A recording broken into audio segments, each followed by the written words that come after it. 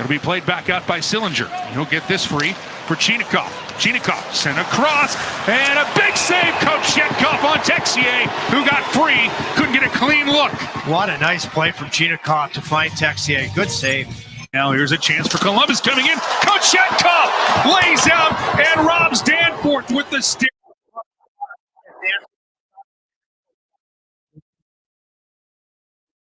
Boquist swats at it. Teravainen now sets up Kotkaniemi. He scores in the slot.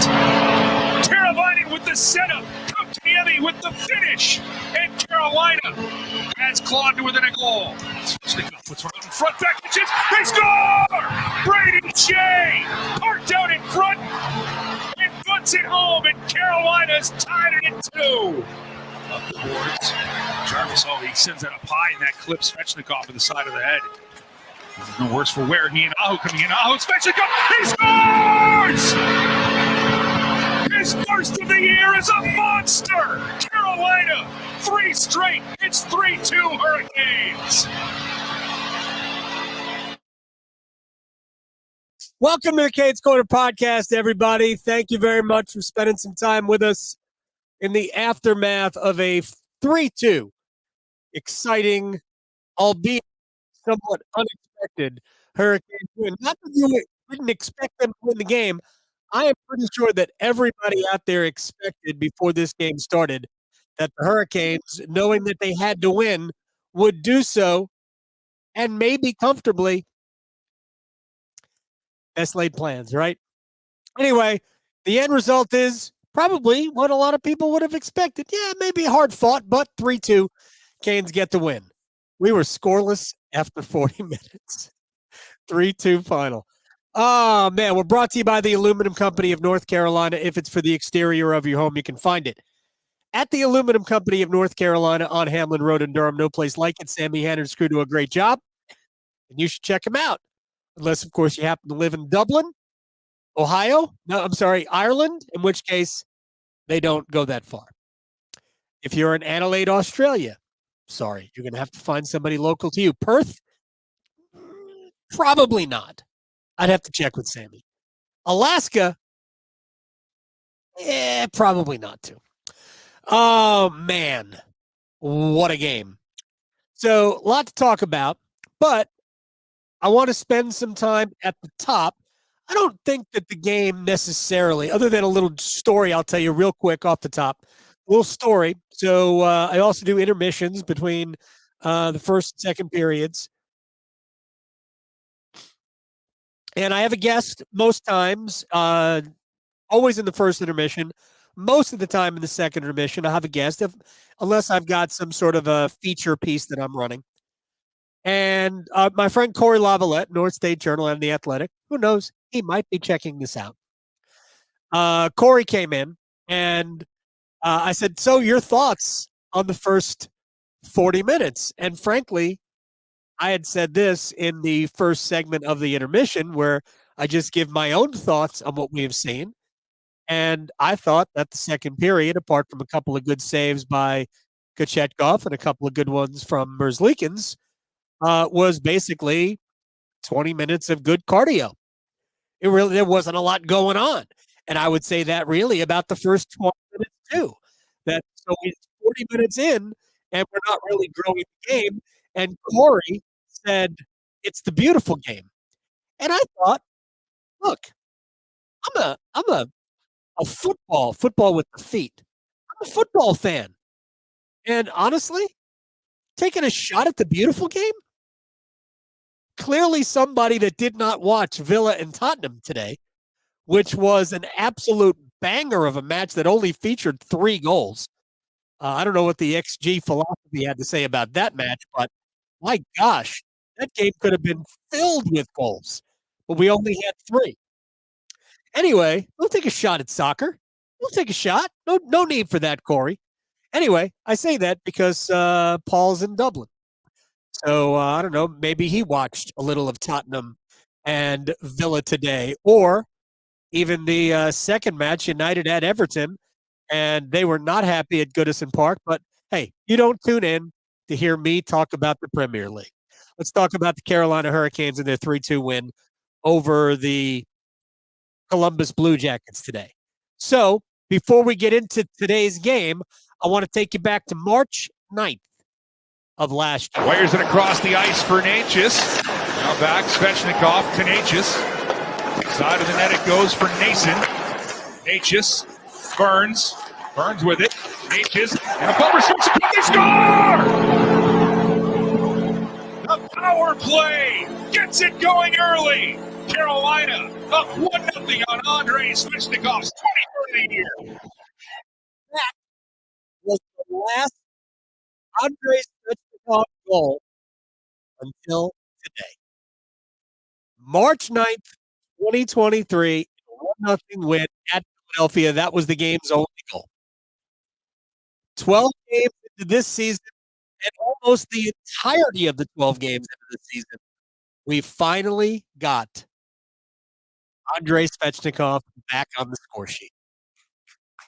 He played well, though. And for the most part, Andrei has been fine. He just hasn't scored a goal. He's had points. He's got a bunch of assists, but he hadn't scored a goal. As a matter of fact, coming in, he's now got points in 4 straight. Andrei had assists in 3 straight games. So it's not like Andrei might not have had one yesterday, Friday against Tampa. I'm not 100% sure. But I think he did. So Andrei's had points. That hasn't been the problem. Goals have been the problem. And no offense to the assisters out there, Andrei doesn't get paid $7.75 million a year to assist on goals. I'm not saying he shouldn't do that, but that's not why he got $7.75 million. He got that because at some point Andrei needs to be the 35 to 40 to 45 goal a year guy. That's the goal scorers get paid in this league, flat out. Unless you are an elite playmaking center, the goal scorers get paid. And Andrei, in the long run, $7.75 million and AAV. Talking is a little bit difficult, I think, at the end of a long weekend. But 7.75 AAV might seem kind of cheap down the road. The Hurricanes certainly hope it will, but you got to score goals. So 12 games in, it was about time, but he also deserved it. He played very well tonight. He did a lot of other things that were good tonight, and he stayed out of the penalty box. The 7-game minor penalty streak is over. So good for Andrei. But you heard the last goal on March 9th, 2023. And then, of course, Andrei ultimately with the game winner. All right. Let's be honest here. And I know I get caught up, unfortunately, at times in Kane's Twitter. To my own detriment, by the way, during games, because I want to interact, but then I realize that I'm going to get caught up in the interaction. And it doesn't do me any good to be responding to people, even though it's part of what I like to do, but it distracts me from actually paying attention to the game at times. So I will just say this. I will answer all of Kane's Twitter tonight, right here, right now. Not individually, but as a whole. Y'all take every single game way too freaking seriously. It's an 82-game season. Carolina's going to have some bad games. They're going to have some great games. They have a lot more great than bad. It's a good team. It's a playoff team. They're going to make the playoffs unless they suffer a bunch of injuries. They haven't played anything close to their best hockey yet. Not even close. They haven't sniffed it. And they're in a playoff position 20 games into the season. So chill out with yourselves and stop. This is not a playoff team. They're trash. The GM didn't make any good moves. We're 20 games in. Michael Bunting is playing well. Dmitry Orlov has turned a corner, and he is playing well. I've said it all along. Jalen Chatfield is a better partner for him. I think Rod Brindamore is settling in his own brain that, yeah, it's got to work this way. Jalen gives cover that D'Angelo can't. And Orlov is playing better. Look, there are times where Dimitri gets caught. He got turned around by, who was it? I forget who it was. 59 for Columbus tonight. He got absolutely turned in knots. It created the 2-on-1. Alexander Texier had a great opportunity that Kochetkov got over and made the save look easy, but it was getting over quickly to get his body in position that made it look easy. But I thought Orlov was very good tonight. I still would like to see Orlov get the shot away quicker, but he's not alone in that department because he does get a lot of shots blocked because he's a little bit too deliberate. One of the things that I believe is that Brent Burns has taught other Hurricanes, certainly has taught it to Jalen Chatfield, is the quick release. Just get it and just sling it real quick. The shot will get through.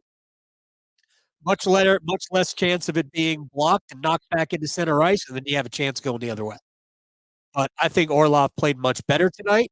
He has played much better of late, and I don't think it is a surprise that it's now, 3 games in a row with Jalen Chatfield?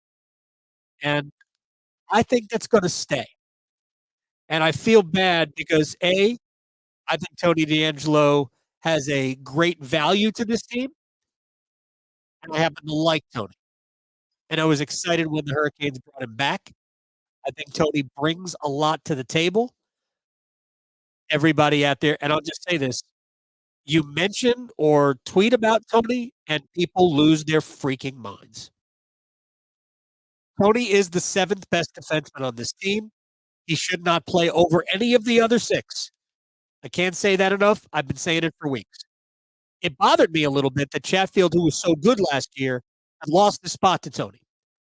But Tony brings an offensive element that nobody on the team has. Now, their power play looked good tonight against a Columbus Blue Jackets team that has been one of the best in the entire NHL on the kill. Carolina not only had no problem with zone entries, they possessed the puck almost the entire 2 minutes in the offensive zone. The second power play did everything but score. And it had, I think it was credited with 2 high danger chances, but it had a bunch of scoring chances. The first one had 8 shot attempts. Only 1 of them actually found the target. 4 of them were blocked. 3 of them missed the net. So, and as a matter of fact, because that statistic or that sequence is available, I can tell you that on the second power play, the Hurricanes had 1, 2, 3, 4, 5, 6, 7 shots on net, or 7 shots. 3 of them on net, 4 of them blocked. And then at the end, on a bad Sebastian Aho pass, a blind pass that cleared the zone on his own, it ended up a 2-on-0 situation for a second, but it was contested because I think Burns got back. And ultimately, Kochetkov was able to keep it out. I think Teravainen also got back to break up the play, or somebody did. Anyway, the 2 power plays did everything but score. I mean, it's all you can ask. Get in, set up, get chances. That's what they did tonight. So the power play was good. They did not go to the penalty box at all. And frankly, that's kind of an upset. Don't you know?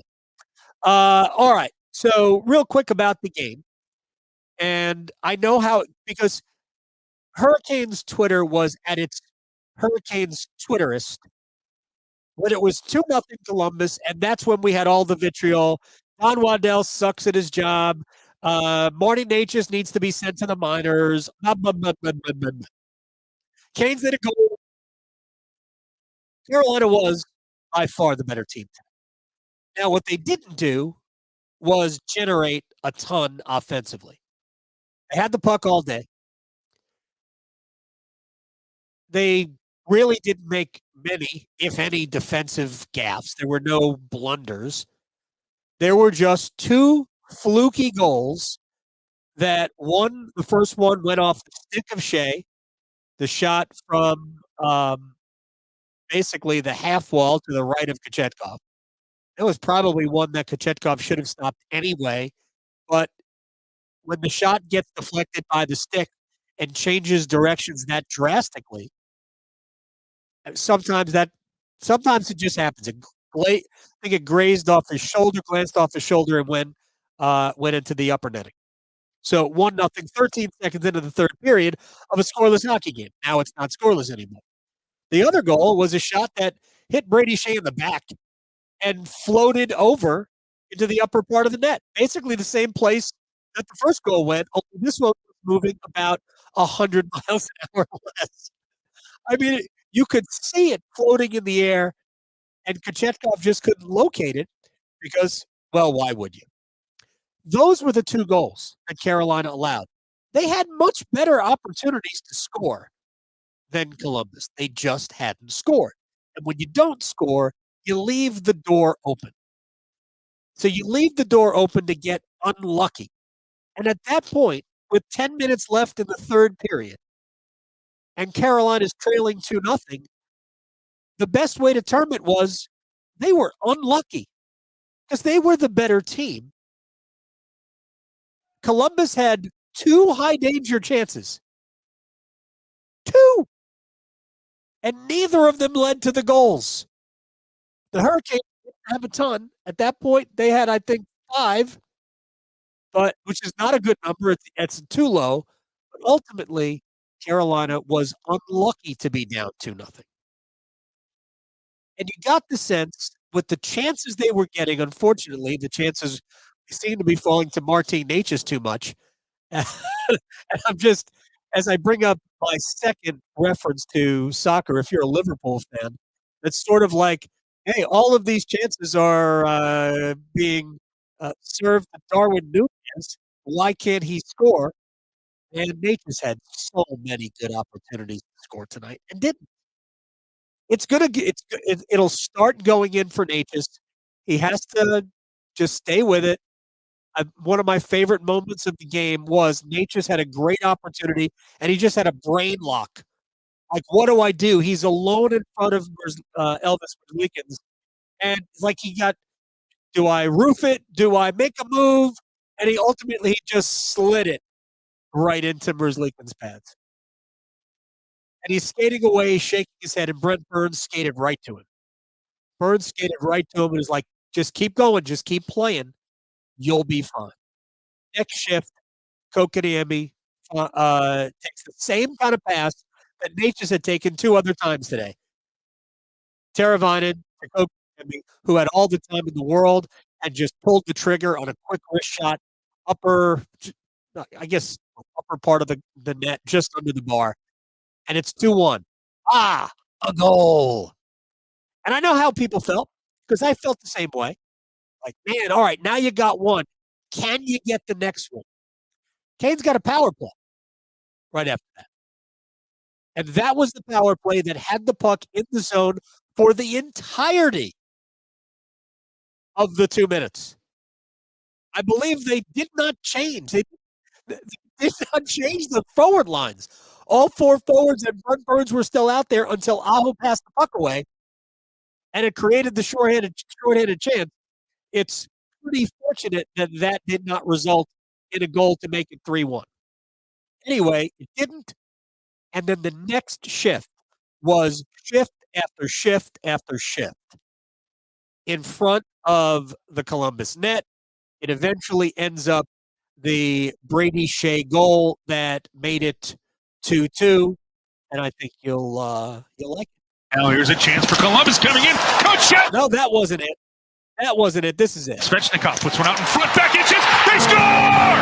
Brady Shea parked out in front and bunts it home, and Carolina's tied it at 2.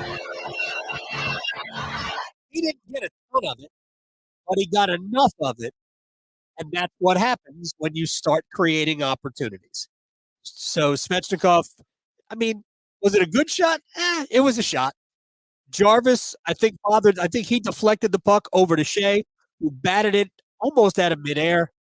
and it's 2-2. Now you're even.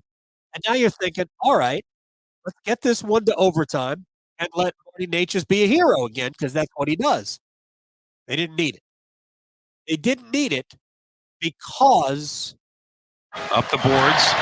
Jarvis, he sends that up high, and that clips Svechnikov to the side of the head. No worse for wear. He and Aho coming in. Aho, Svechnikov, he scores!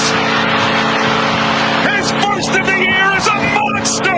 Carolina, 3 straight. It's 3-2 Hurricanes. this place went absolutely ballistic. Not only do you win the game, do you erase to an extent the taste of the 2 loss to Tampa, but the right guy scored the goals or the goal. So some goals mean more than others based on the game, based on the opponent, based on the situation. And some goals mean more than others based on the guy who scores it. And we can talk all day long about the captain, about Sebastian Aho being the future captain and their best overall forward, or Slavin or Burns or whatever. There is no player on this team that captures the fan base like Andrei Svechnikov. He wants so badly to be great. Great. And Hurricanes fans want it for him as much as he does. If it ever all comes together, and we haven't really come close yet. Last year, it was sort of there. It certainly was early. Then he went through that, 18-game goal-scoring drought? He finally did start scoring again. Then, of course, he got hurt. But if it ever all comes together for Andre, look out. We're going to have to tell Hurricanes fans and Andre to get a room, because there is that much love back and forth. Anyway, good for Andre. Hurricanes win at 3-2. Hey, thank your goaltender tonight. Pyotr Kochetkov was excellent. I'm going to spend about 2 seconds here on the Kochetkov deal. It'll be played back out by Sillinger. He'll get this free for Chinikov. Chinikov sent across, and a big save. Kochetkov on Texier, who got free. Couldn't get a clean look. What a nice play from Chinikov to find Texier. Good save. Now here's a chance for Columbus coming in. Kochetkov lays out and robs Danforth with the stick. What a smart read, because Danforth was on his natural side. There were other good saves from Kochetkov tonight as well. He didn't have to be all over the place, but that save on Danforth where he poke checks the puck away. If he doesn't get it, if he doesn't make the poke check, it's probably a goal, or certainly a great chance for a goal. He was very good tonight, and I believe you will see him play in Philadelphia on Tuesday. And as long as he plays okay, you should see him here again against the Islanders on Thursday. It's time. It's time for Kochetkov. With the way the Hurricanes right now, with their goaltending situation right now, with the uncertainty of Frederik Andersen and when he returns, this team cannot rely on Antti Ranta to even play half the games. They have to be able to rely on Kochetkov. Here's the thing. Kochetkov, last year this time, was in the middle of an incredible run. He played, I believe it was 15 games. They might have been in a row. But 15 games, and he was spectacular. He was one of the best goalies in the entire NHL. Then he had the collision late in the game against the Devils. I think it was with Jesper Bratt. And he missed the last few games before the new year. And by that time, Freddie Andersen was coming back. And he kind of disappeared until late. And when he came back, he was not the same. So here's the thing. Ronta can't be the starter. He has to be a number 2. So what you need is Kochetkov to be able to assume the number 1 role. He does not have to be awesome. He simply needs to be solid. He doesn't have to be the guy who looked like one of the best goalies in the league from Veterans Day to the 20th of December last year. He doesn't have to be the guy who a couple of years ago during the pandemic crazy Central season where Alex Nedeljkovic was a finalist for the Calder. He doesn't have to be that guy. He just has to be solid. If he can play like he did tonight, then Carolina's going to be fine because ultimately Carolina will prevent scoring opportunities. It's what they do. It's what they have done under Rod Brindamore for 5 years. Hasn't been as good this year, right? But for the most part, over the last few weeks, it has been. The goaltending hasn't been great. Against Tampa, the power play, the penalty went away for a period, actually for 2 periods. So it has to be Kochetkov. I thought we saw a lot of good things from him tonight, and hopefully that will carry over, and we'll get more of this from Piotr. Trying to think about anything else that we have to get to tonight. I think I have covered everything.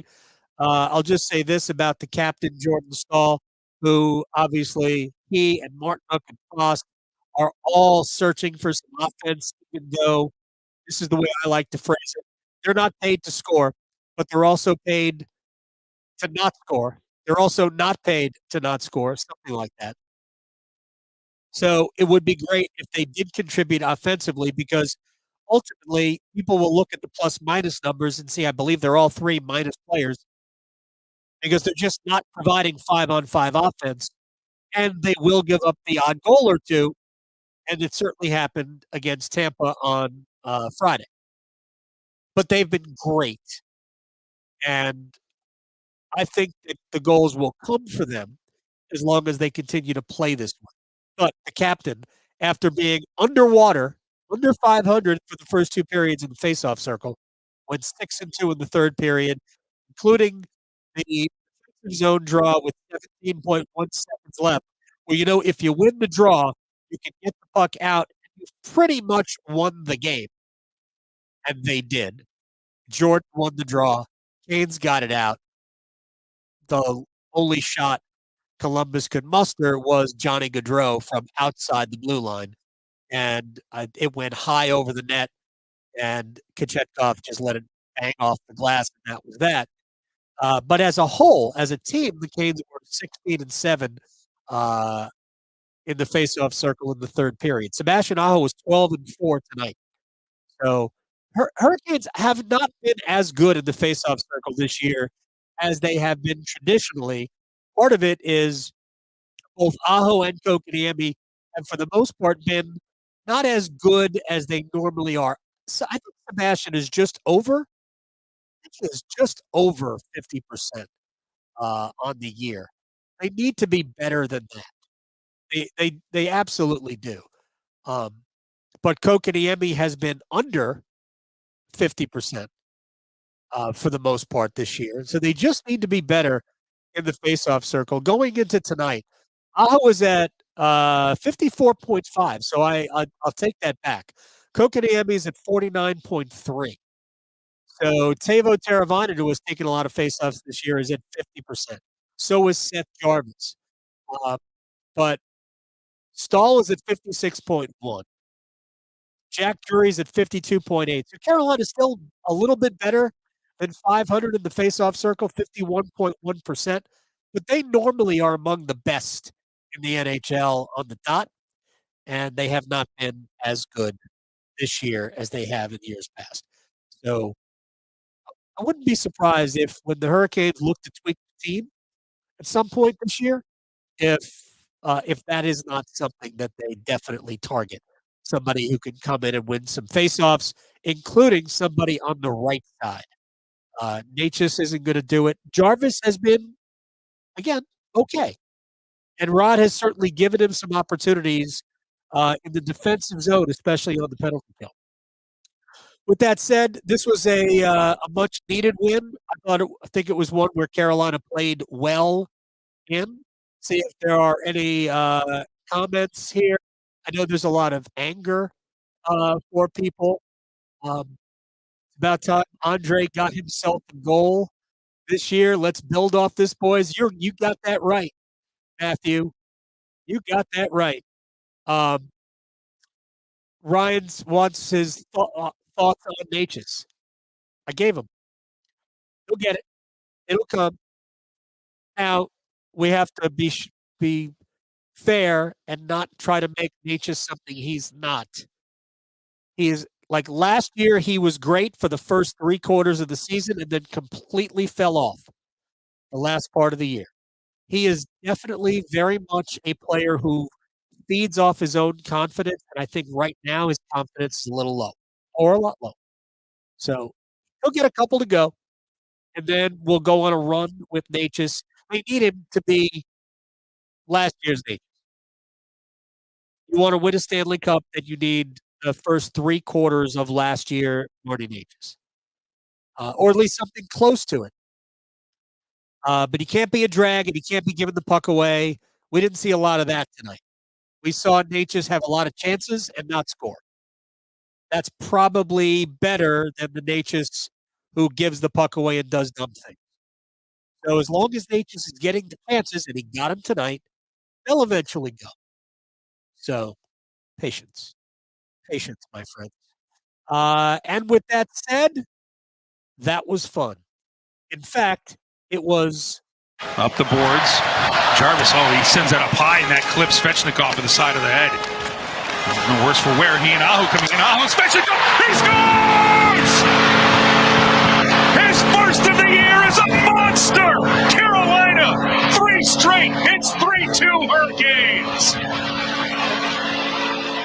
out of nowhere, right? Hurricanes snatching victory from the jaws. All right, give us a like, subscribe to this, give us a review if you are listening to the podcast in a normal podcast manner. And I appreciate your time, as always, on the Canes Quarter podcast, the morning after the Hurricanes beat the Columbus Blue Jackets 3-2 at PNC Arena. We're brought to you by the Aluminum Company of North Carolina. If it's for the exterior of your home, you can find it at the Aluminum Company of North Carolina on Hamlin Road in Durham. No place like it. Sammy Hanna and his crew do a great job. You should check them out at aluminumcompany.com. Until the Hurricanes take on the Philadelphia Flyers on Tuesday, I am Adam. Thank you so much for listening or watching or both. We will see you next time.